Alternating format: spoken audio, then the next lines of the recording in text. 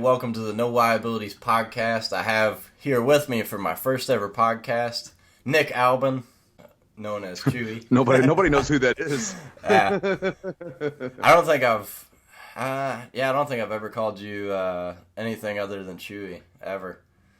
Even when I first met you, I think I still called you Chewy. Yeah, it's funny the no liabilities thing, right? Like it came from that stupid troll comment from the guy, and it just kind of took on its own life. Yeah, I know. Who would have thought somebody trying to make fun of me and beat me up would be my new catchphrase? But I always had like a goofy sense of humor and stuff like that, so I thought it was hilarious when he wrote on there saying that he was going to beat me up and there's no liabilities attached to it.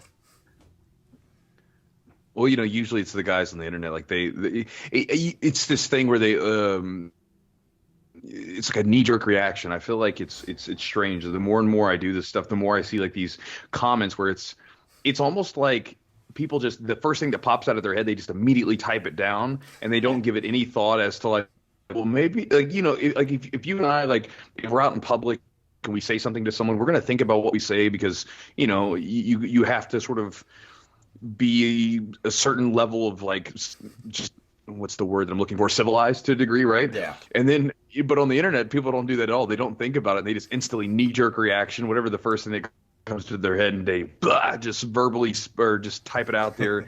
And it makes for some interesting comments. Yeah, I think that comes along with the pressure, or not really the pressure. I'm trying to think of the right words, but from doing jiu-jitsu a while, you're able to think through some of those situations rather than just. I remember when I was a kid, like if something happened to me, like instantly I was like, I'm ready to fight somebody, I'm ready to do this, but just being in jiu-jitsu a while, I'm able to think through. Like sometimes I'll find myself writing up this big long message, like, screw you, and I'm like, you know what, I'm gonna think about this, like, see, calm down a little bit, and then think about it, see if it's worth doing that. Yeah, you have to. You from training for so long. It's two things, right? You get used to the pressure, you get used to discomfort and irritation, frustration, all this stuff. But also, if you're training consistently, your level of stress. It's almost like this cup, right? I have this cup here. It's like almost like if you just dump some of it out, you have less stress. Because I feel like a lot of people who don't do something physically, like exerting, they end up creating stress in one way or another, or they begin to like. They're very easy to what's the word? They're very easy to like tick off or get angry or whatever, because they're already so pent up. But but when we train and we're trying to choke each other, it kind of just gets rid of all of that. Yeah, I mean, when I first hurt my knee and I couldn't really roll, it was like 2 weeks in. I really wanted to roll, and I was kind of scared to move because I didn't want to blow my knee out and have to end up getting surgery or something like that. But I was just itching. Like I was walking around the house, like, putting Leslie in a rear naked choke, just kind of moving around, doing like Kimura traps when we're cuddling and stuff like that. It's kind of funny, but you're just like itching to get that aggression out, I guess, and to get some grappling in, which is probably how everybody feels right now with the corona. I was about to say, are you like putting her in like moves right now, as since we can't get into the gym like normal?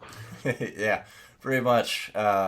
I mean, me and her have been going to the gym as well, just doing private lessons, because, I mean, we live together, so, if one of us have it, we already have it. Yeah.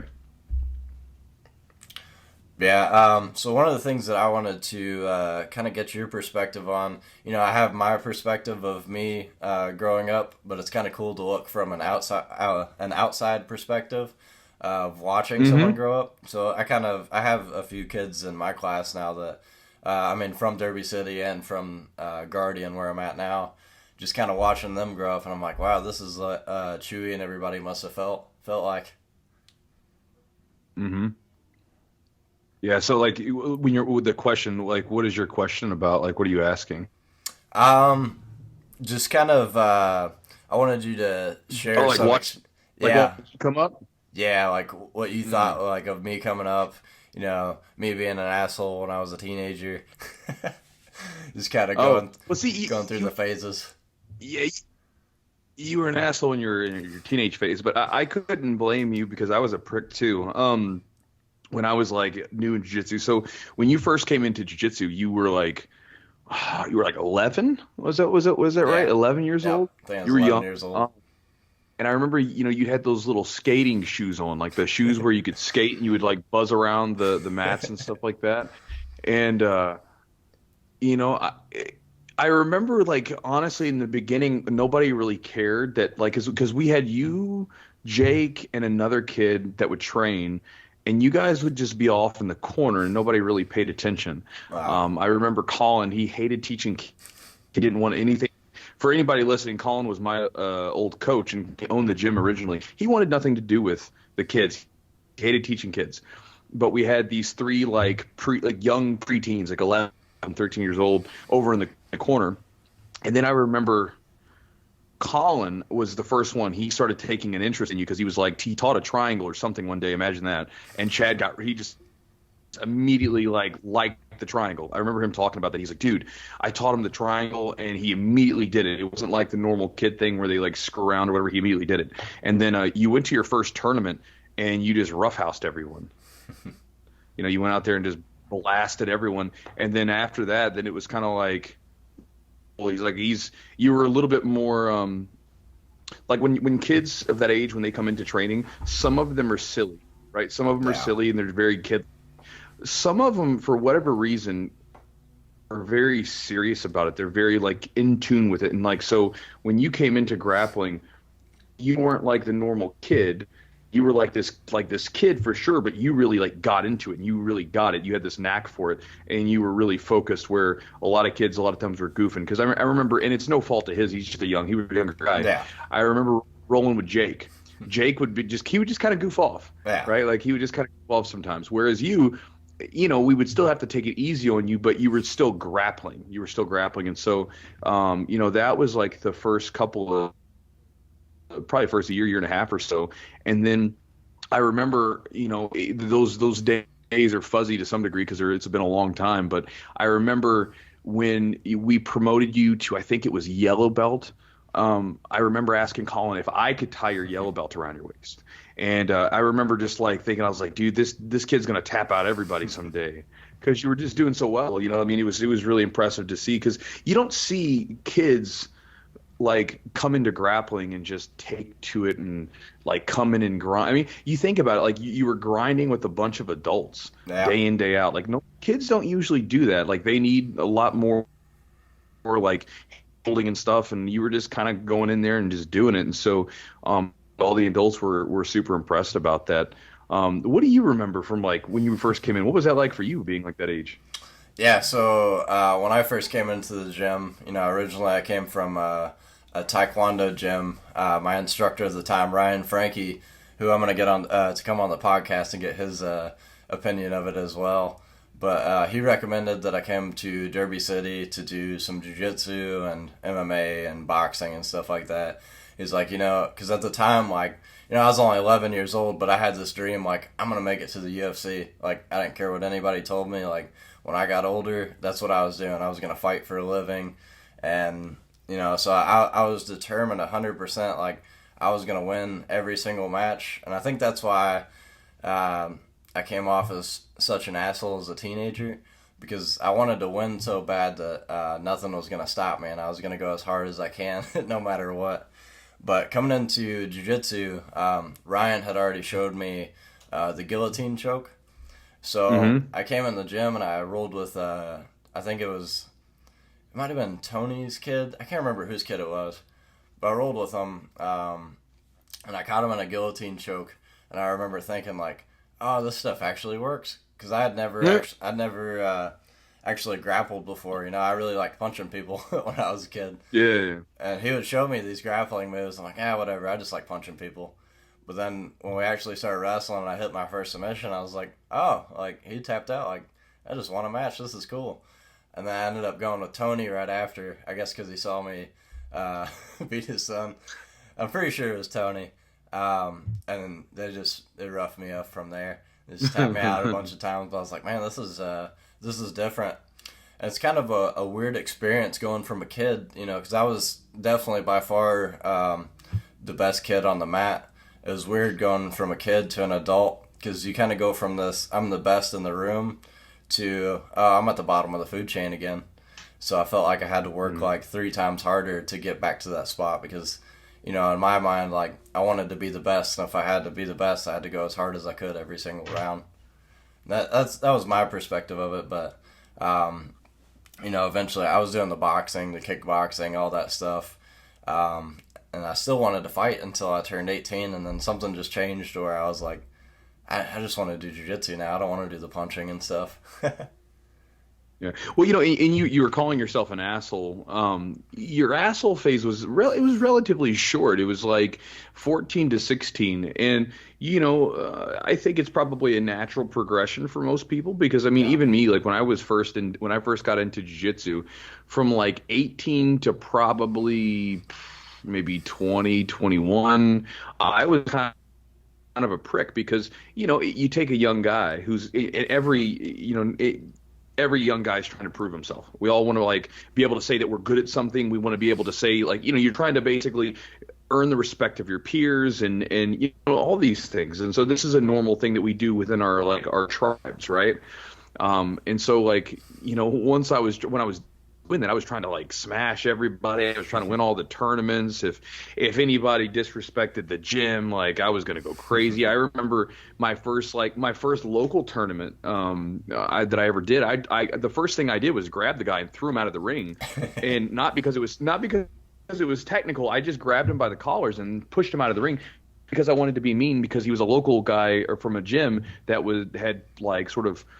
My coach had told me anyway that they had badmouthed us, so I was like, I'm going to show him.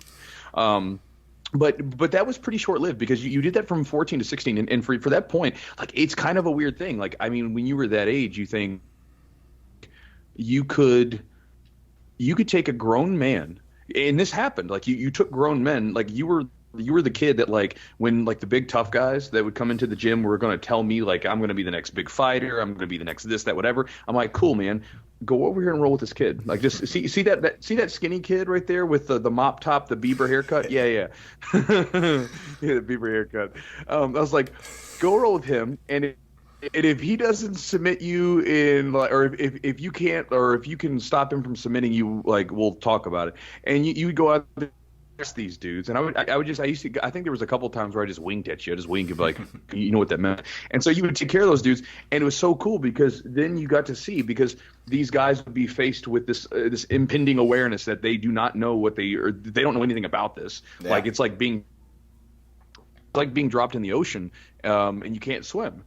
But then you got to see, okay, well, how do they react to that? Do they chill out, or do they like, you know, maintain this like tough facade or whatever? But I remember, you know, I don't know what triggered it, but I remember talking to you one point, and I remember you starting to ease up a little bit because I remember you know, as a purple belt, I mean, you would just, if you rolled with anyone, you were going to just beat the brakes off them. It didn't matter who it was. Brand new guy, one of the other guys that have been experienced. And at this point, you're 16 or 17 years old, and you're getting pretty damn good, like good enough that, you know, most of the adults can't touch you.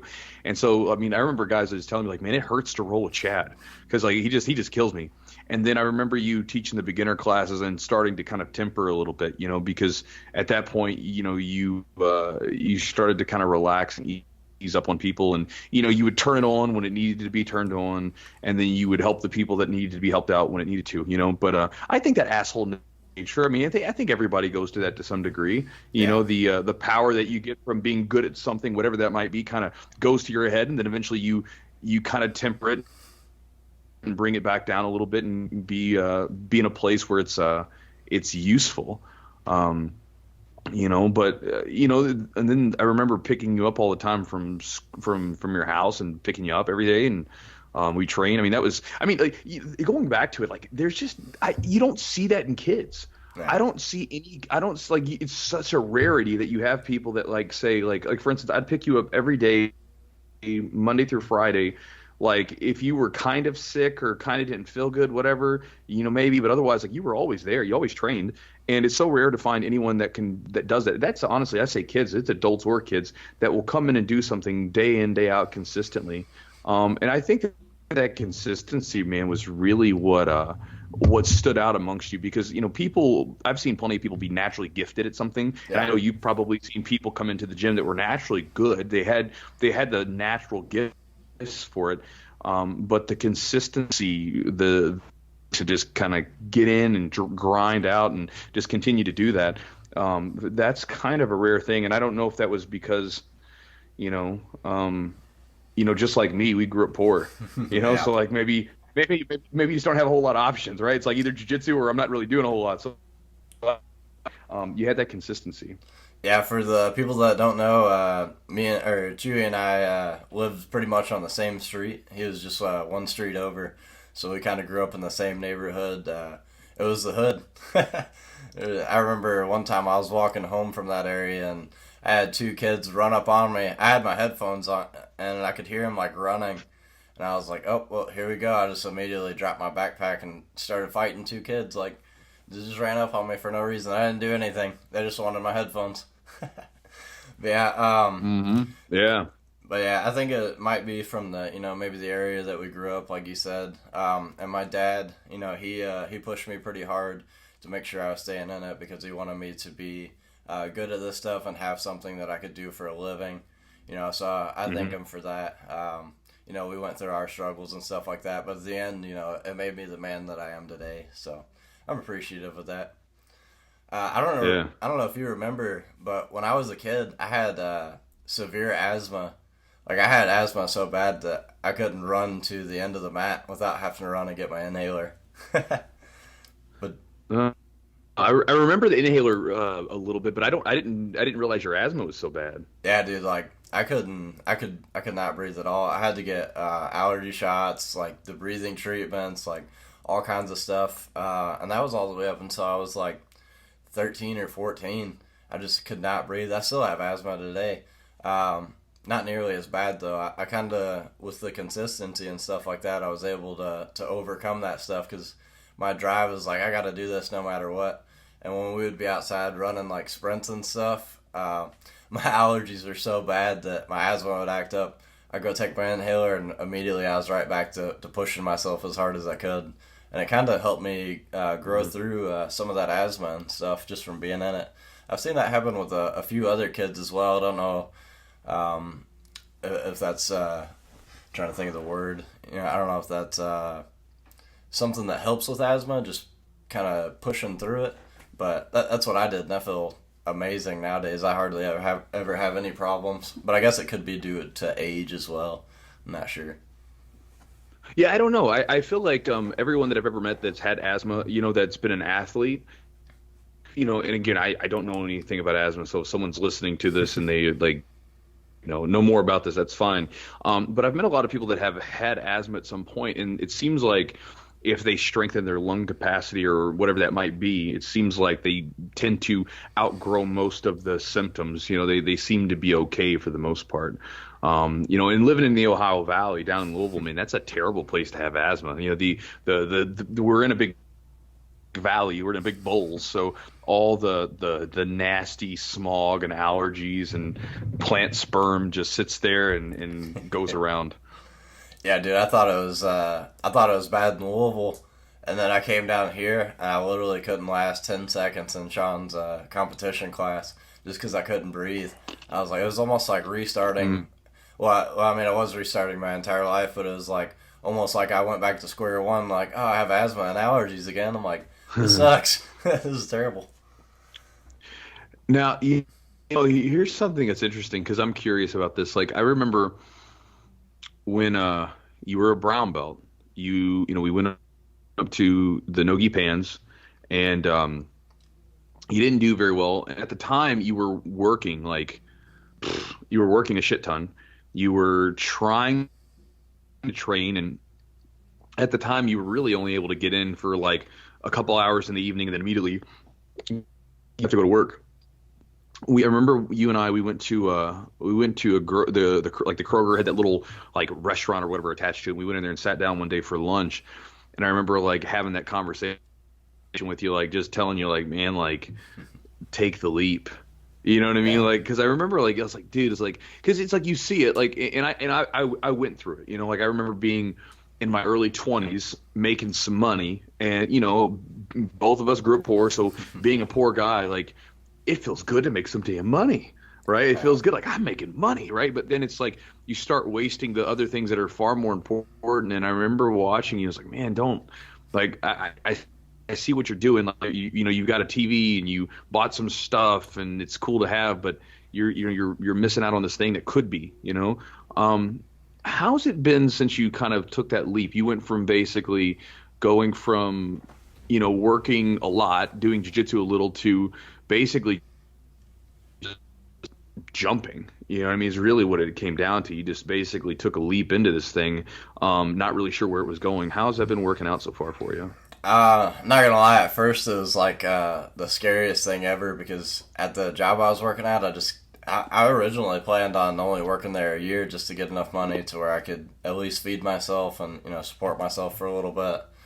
And I guess one of the main reasons that I got a job is, you know, I kind of looking back on it now, I realize that kind of stupid, but I had put so much time into jiu-jitsu, and you know I had been killing it on the competition scene for so long, and you know doing so much stuff and traveling and putting so much money in, and you know I was winning competition after competition. I was like, I'm not getting anywhere. Like I was getting zero press. I just felt like I would never be able to make a living off jiu-jitsu. So I was like, you Mm-hmm. know, I was kind of almost getting a little bit depressed about it. I remember just sitting in my house. It took me a while to decide if I was gonna get a job or not. And I talked to Patrick.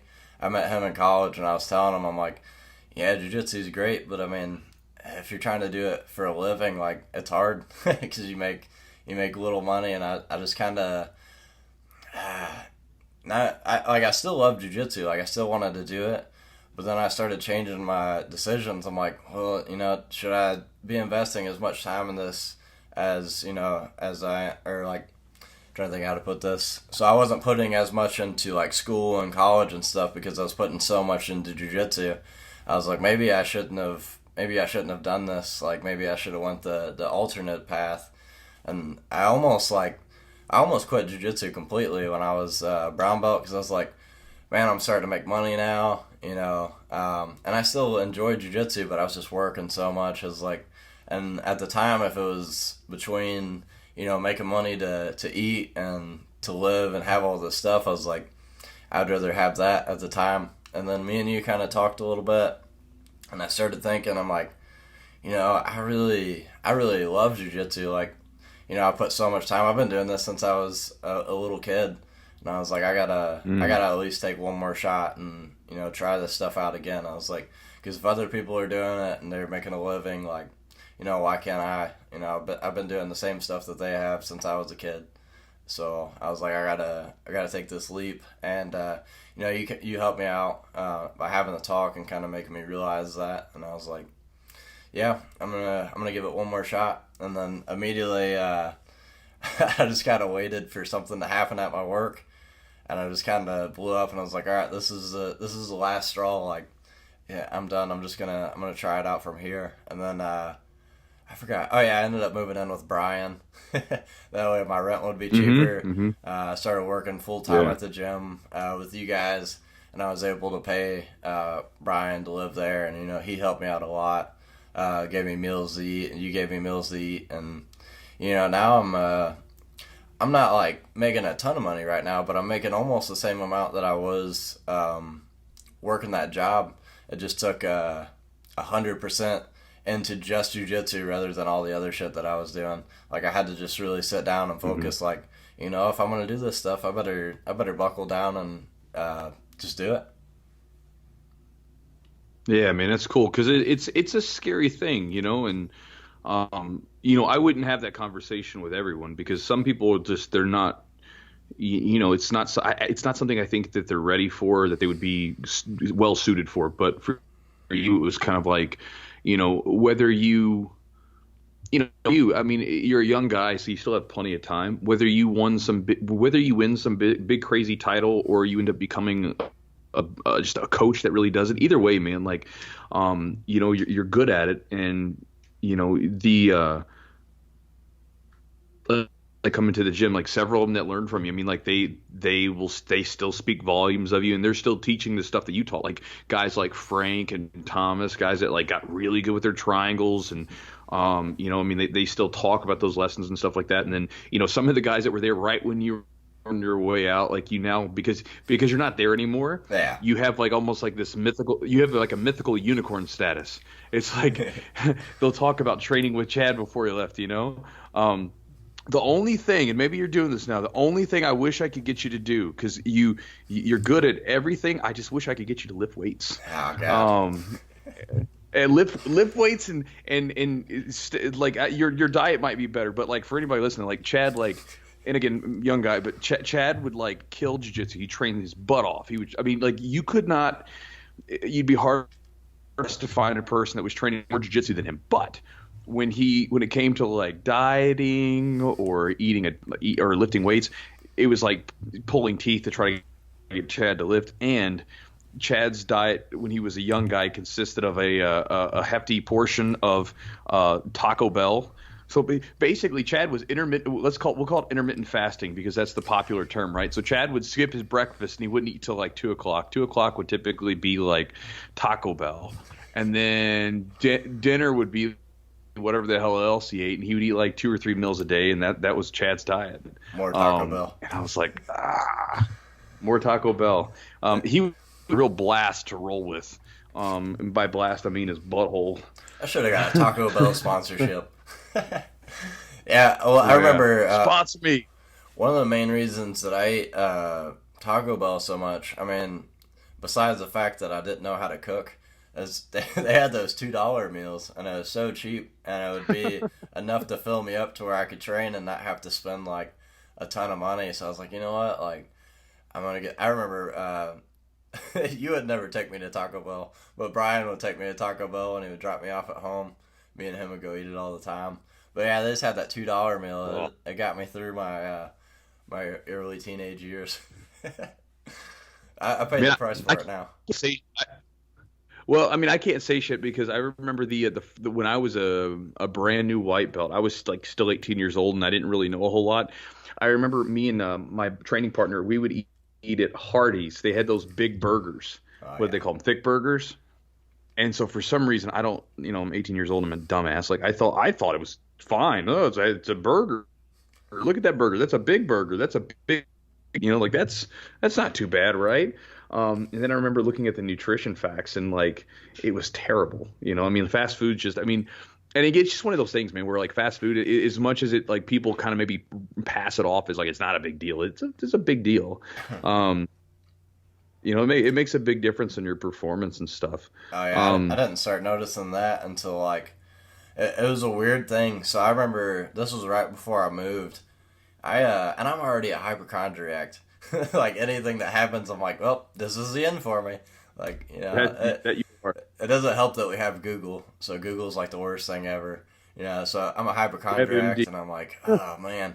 So I look up stuff. Well, I remember like a few days after training, and I wasn't training like really hard or anything, but I had switched up my diet, and I started eating a lot of stuff with like tomatoes and stuff like that.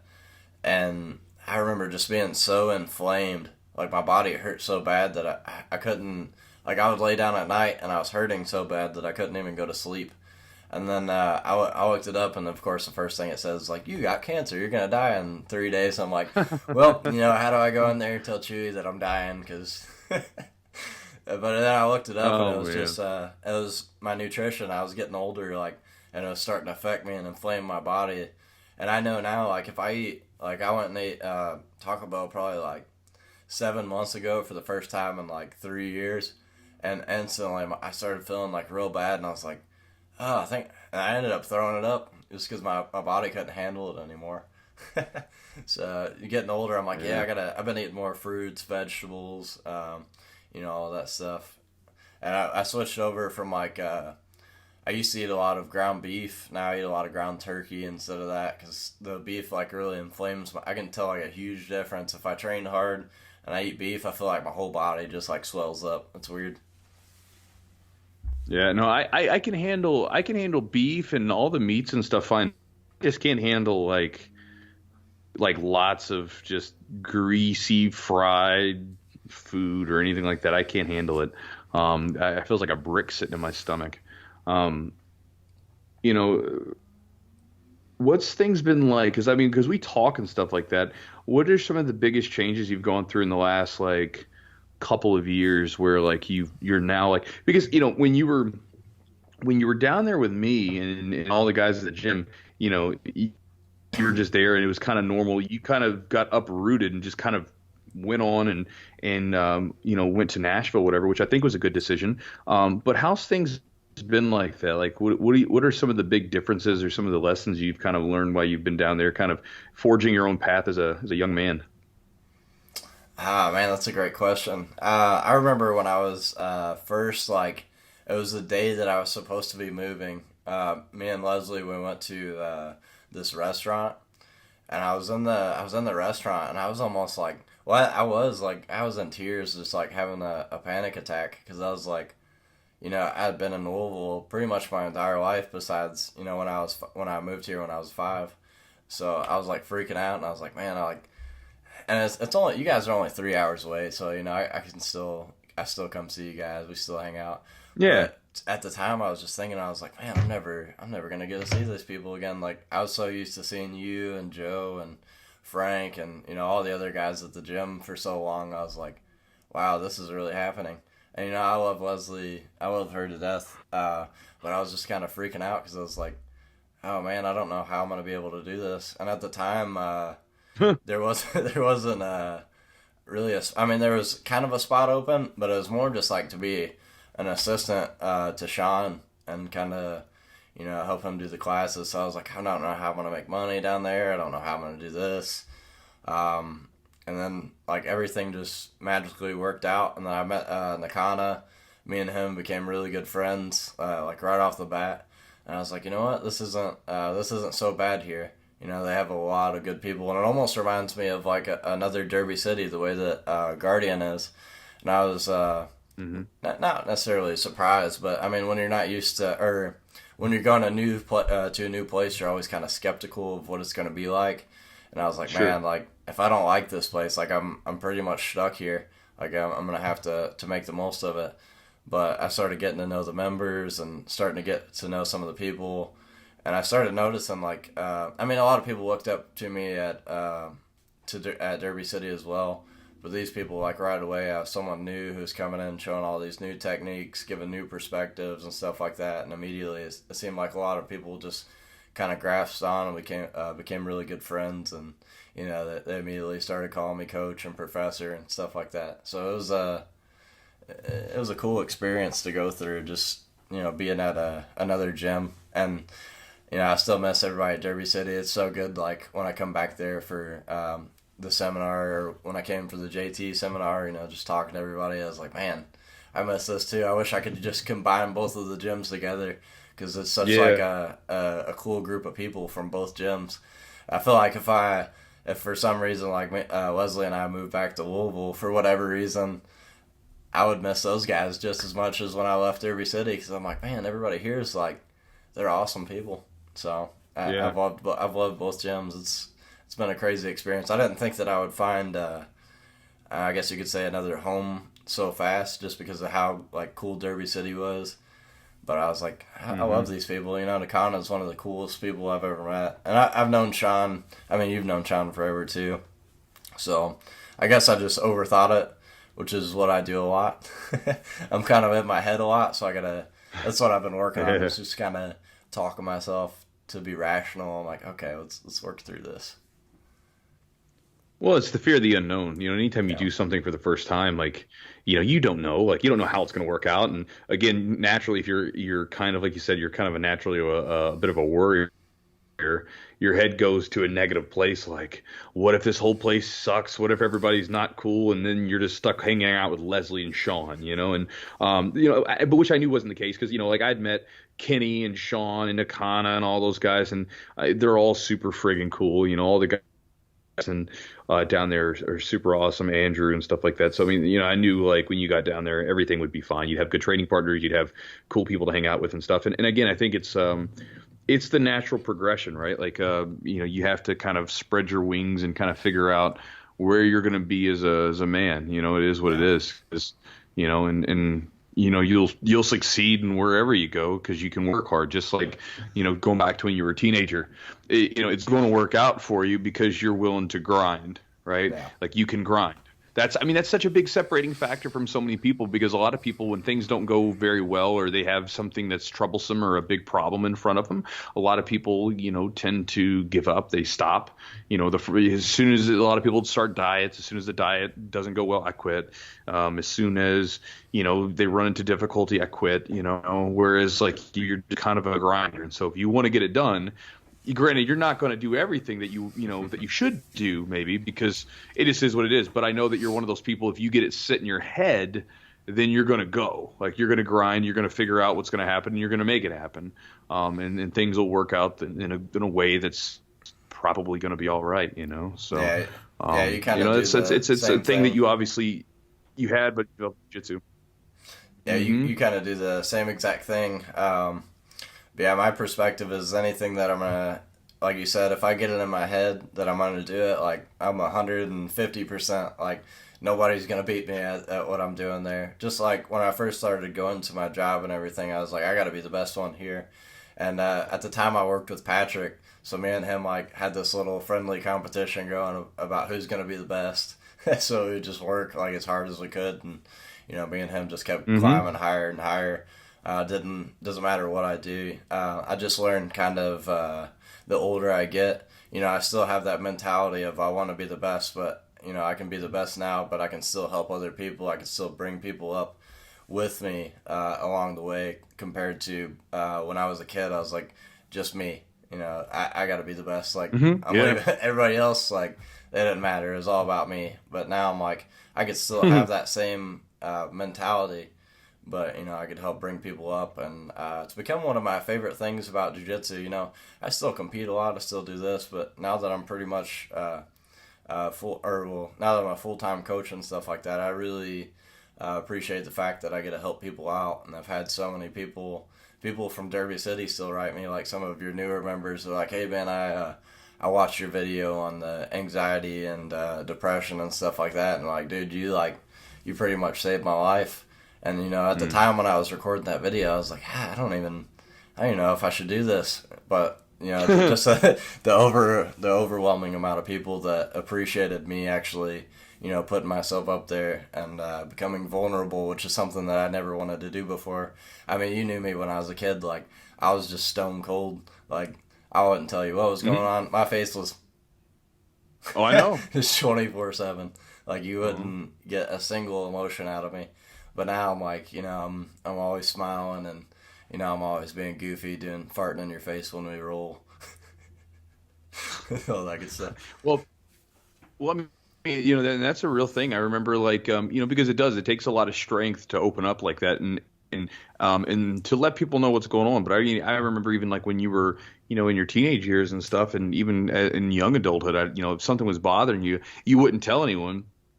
And be pulling teeth, trying to figure out, like, because people would know. I would know something's up. Bro, what's up? What's going on? Like that one time, I remember you like texted me and said that I'm probably going to be leaving or no, I think someone else texted me and said that you were thinking about leaving the gym. I talked to you, and then you told me. I was like, what the? You got to talk to me, man. Like you can't like hold that stuff in there, Yeah, and I just thought like, I guess it's just getting older.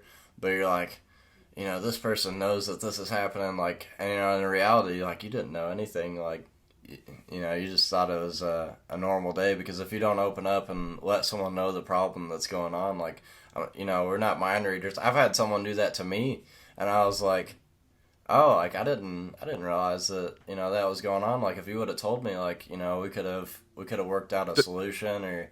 Don't you throw Leslie under the bus. Yeah, exactly. How you doing, baby? I'm fine. Oh shit, she's fine. Damn it. Yeah, and what's wrong? Nothing. I'm fine. Yeah, you're right. The worst words to ever hear from your woman. I'm fine. It's kind of funny hearing some of the stories that you have told me, like as a coach, and then now like me being a full-time coach and stuff like that, people coming up with the same exact stories, or you you kind of become like a father figure, so no one wants to tell you anything. And you got to find out. I'm and the you're gym like, dad. I didn't know this was going on. Like, oh man, I'm the last person to find out. Like, this sucks. Bro, it drove me nuts. Like you guys Yeah. would come into the gym, you'd be like, tell me, yeah, Chewy so did this and like, these two hooked up or something, like some gym drama. And I never heard about any of it. And then, you'd be like 16 years old and be like, yeah, they did that. I'm like, why didn't you tell me? I thought you knew. No, I didn't know. Nobody told me. I was always the last to know. It's still that way. Like I'll find out secondhand about everything because it's like nobody wants gym dad to know. And I'm like the gym dad. Yeah, that's funny. Now you get it. You get to be gym dad. I don't know, some of the stuff that you start to understand when you get older, you're like, that's what they were talking about. I remember when I would make fun of. So one of the things that I would make fun of you, it's kind of messed up. But so when you first broke your nose, every time after that. Of course, you're gonna make fun of me breaking my nose. Okay. So every time after, when someone would like, they would barely like dink you in the head or something, you'd have like this dramatic moment where you're like, oh god, this is the end, like, like this is a career-ending injury. And I used to kind of laugh about it, and sometimes like I would see it happen, and you would get dinked, and you'd be like, ah, and now I understand. I'm like, it's scary. I had someone hit me in the other head the other day, and I was like, well, now I'm gonna have to take weeks off doing jiu-jitsu, and now I can't coach because this guy freaking just busted my eye open, broke my nose. But for a while, No, I got a when good see one people for do you. that, I'm like, eh. Your tooth. That's the one. So because for people listening, right? So Chad, when he was wrestling with one of these white belts, and the white belt like kicked him and Chad will obviously chime in and give more clarity on this, but they kicked him in the mouth and knocked his tooth loose, and so like. Like he's worried about his tooth. You can tell how you shoved it up back in your mouth or whatever. So like later on when Chad started training again, every time his mouth got touched, he would be in there like fiddling around with his tooth. So like what he's talking about is my nose got broken in 3 places. Like, I mean, that damn thing was on the side of my face. Every time. And you don't realize how often your nose or your face gets hit.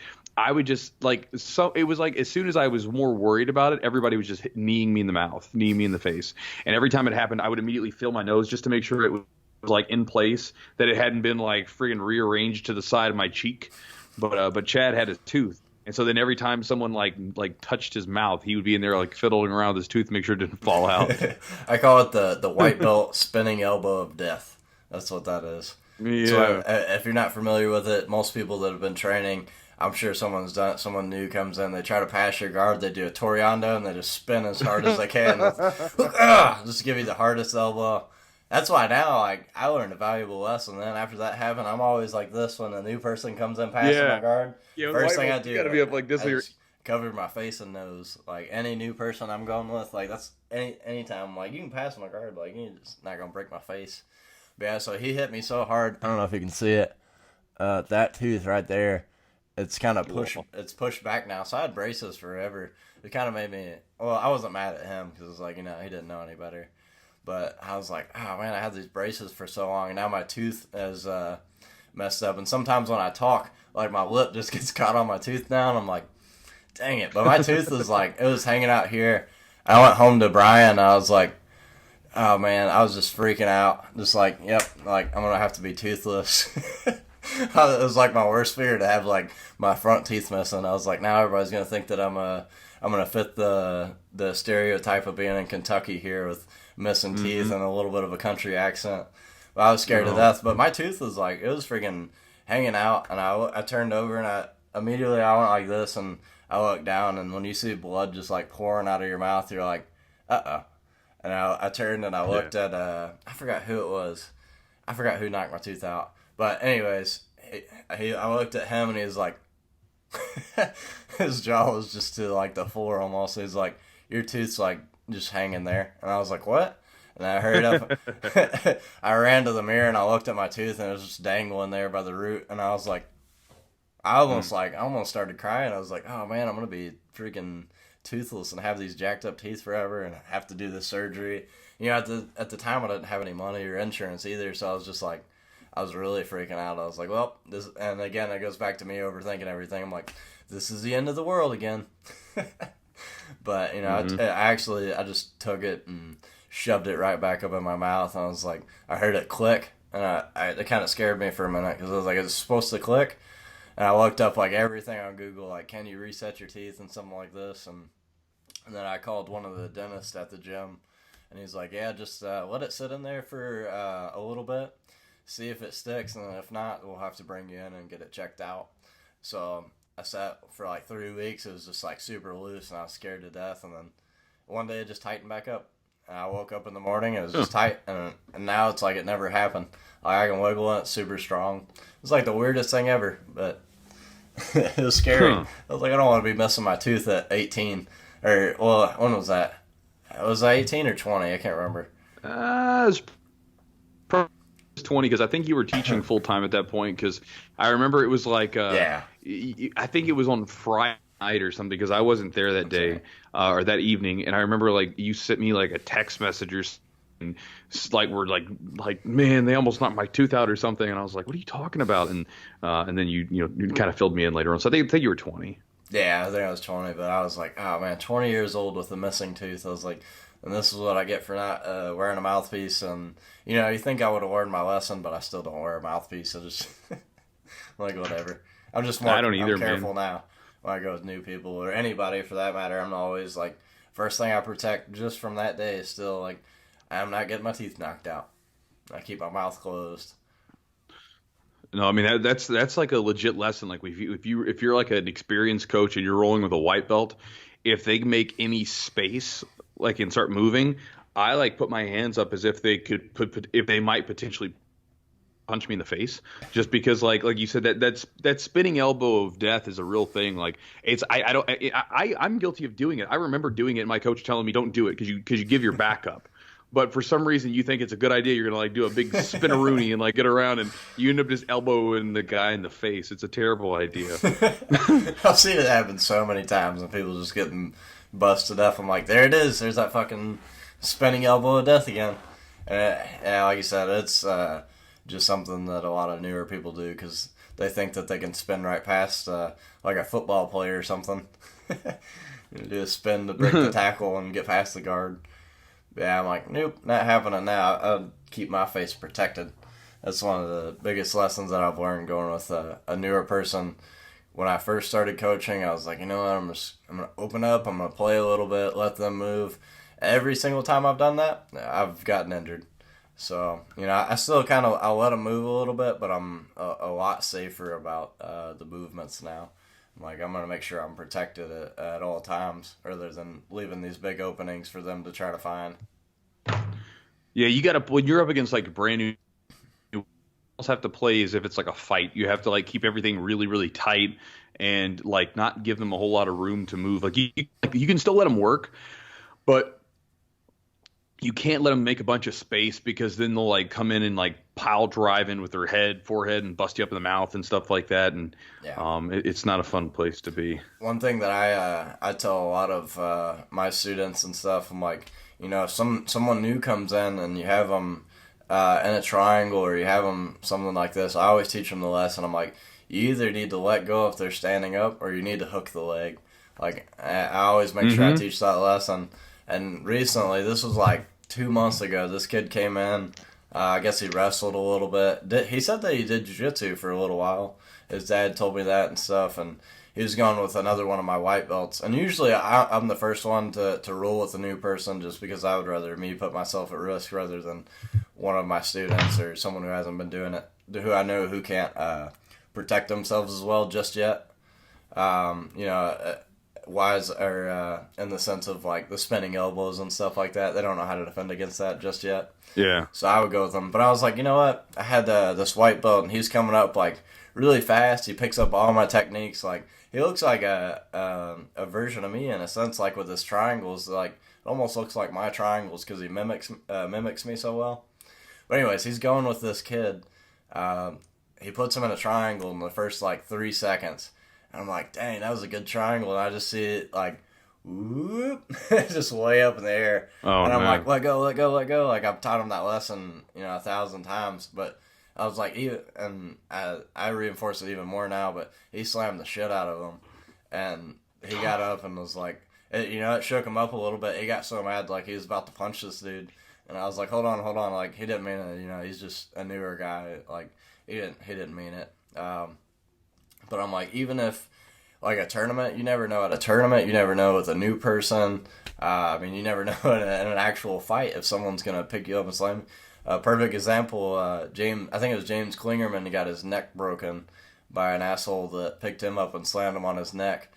Just because you're at a tournament and that's illegal doesn't mean that you shouldn't be looking out for it. Because there's all the time that there's some asshole out there who's literally there to try to hurt you.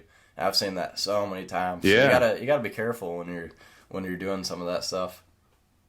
Well, bro, I don't know if you remember, you competed that day and you won your divisions or whatever. But in Louisville, there was a competition and it was in like the expert division, and it was with a dude that used to train with us back in the day.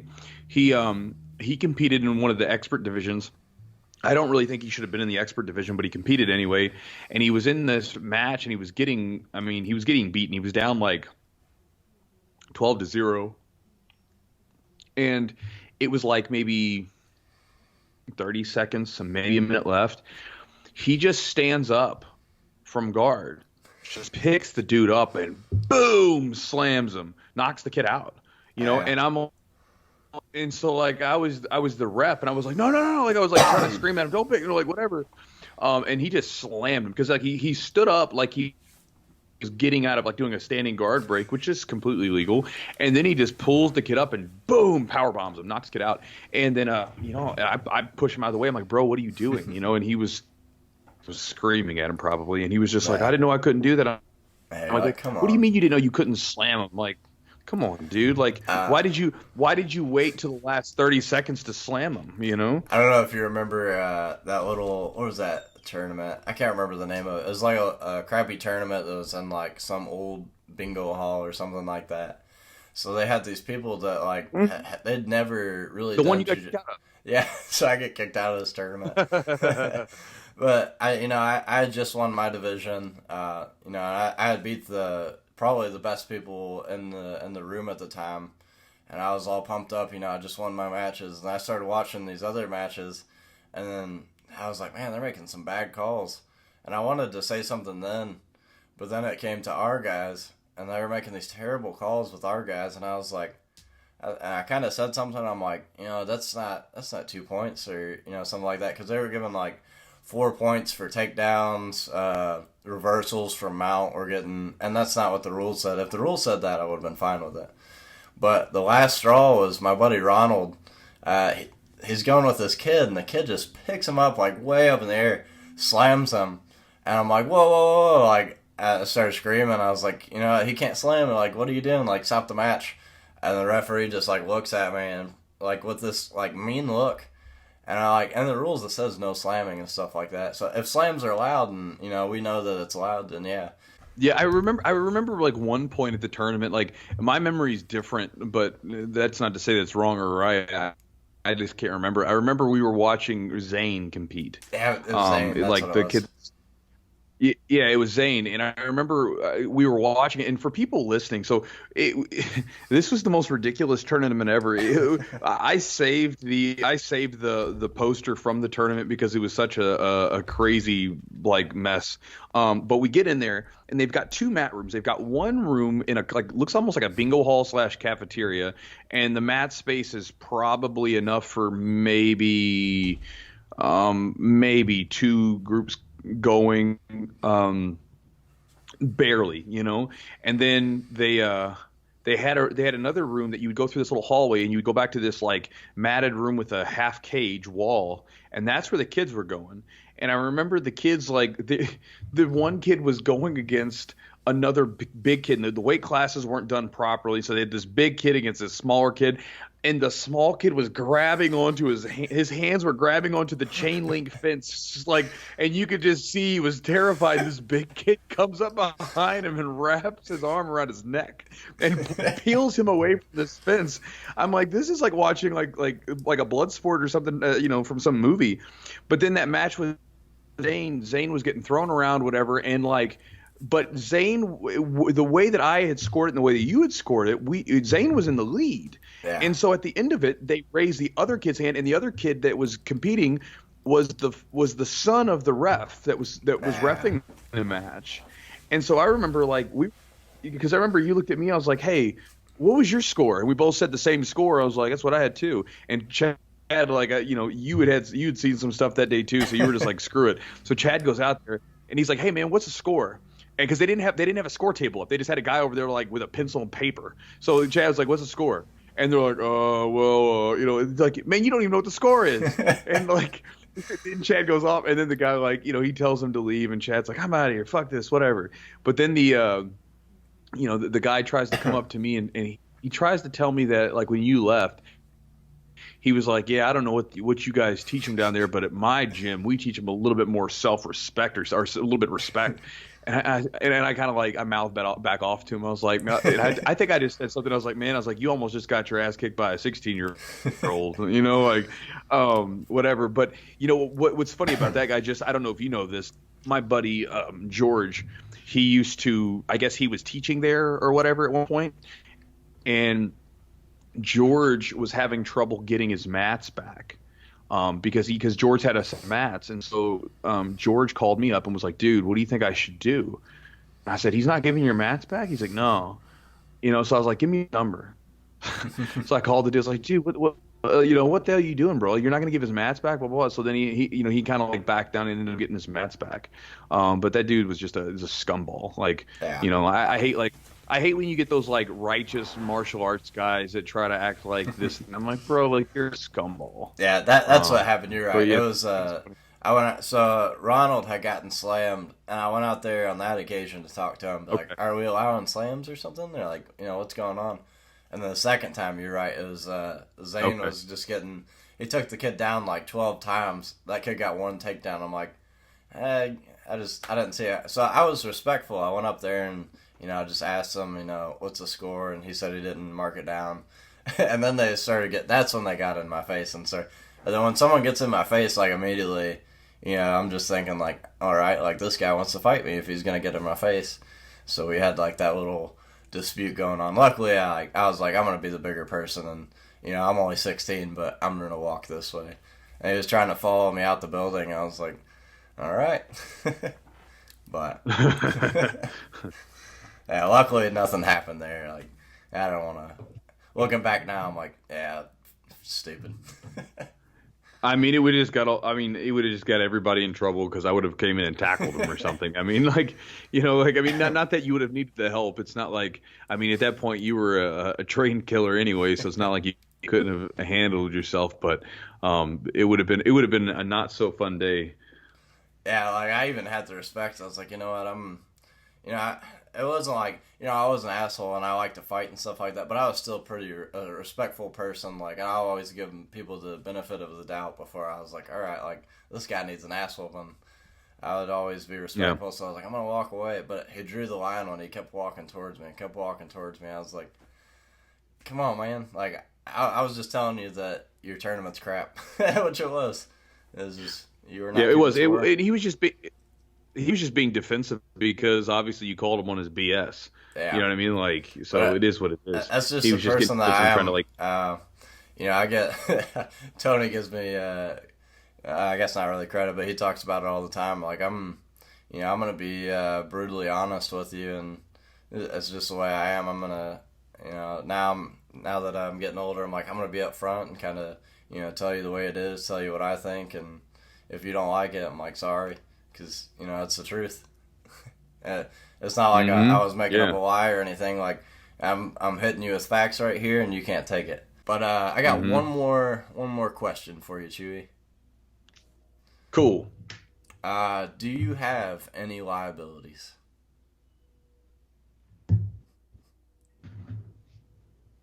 Not one. No liabilities. I probably have some liabilities. I probably got some out there, but none that I know of. Yeah, awesome, man. If I Hey, if I if I if I try to roll before the quarantine's up, I'll have some liabilities. hey, it was good talking to you, brother. I appreciate you coming on my podcast, doing the first one. I couldn't have a podcast without having you be the first one that I post here, so I really appreciate it, man.